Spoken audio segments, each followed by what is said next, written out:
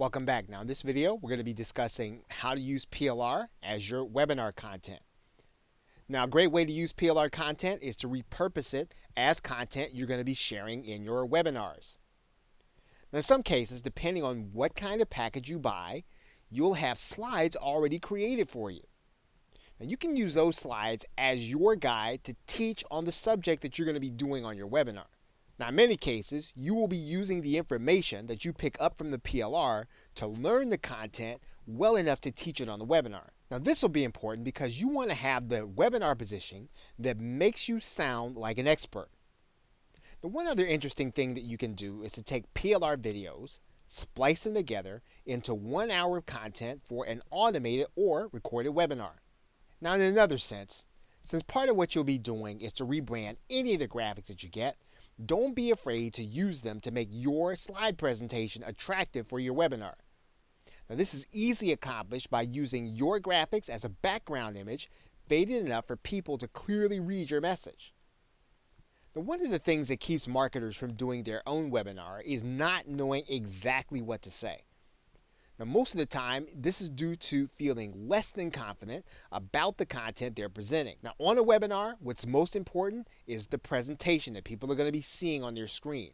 It should not look like information that they want to read. Instead, the information should be used as a guide for the audience to follow the presentation. So in other words, it shouldn't look like a word processing document. Now, some webinar creators use a script, which is a good use for some forms of PLR naturally. Other webinar creators speak extemporaneously without a script, where those presentation slides will be guiding the audience. Now, if you choose to do your webinar in this way, speaking extemporaneous, you will use your PLR to learn your subject matter.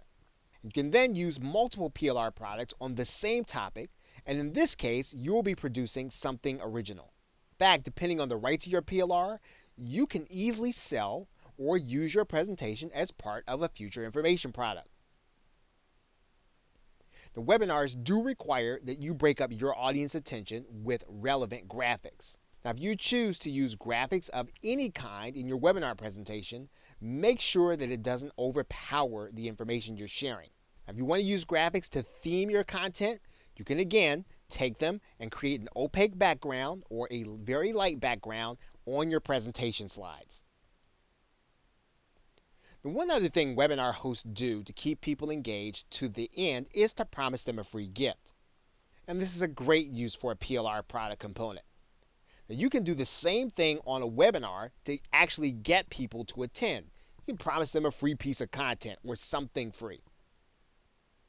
Now, if your goal is to sell a particular PLR product as a result of your presentation, you want to give good content while avoiding telling your audience everything they need to know. Your audience's attention span is probably going to be about 20 minutes long at the maximum.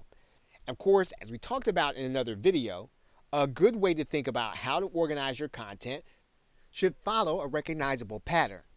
Now, in your webinar, you want to answer the questions why and what to do. Now, in the front-end offer, you should be selling them a product where you'll answer the question what to do in a lot more detail. And then in the back-end offer that you sell them, you want to answer the question, how should I do this? If you choose this framework, you'll want to organize your content along these lines.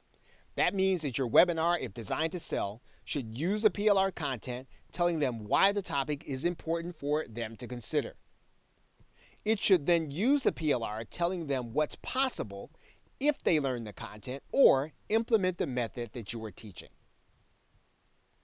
Okay, so with that, thanks, and I will see you in another video.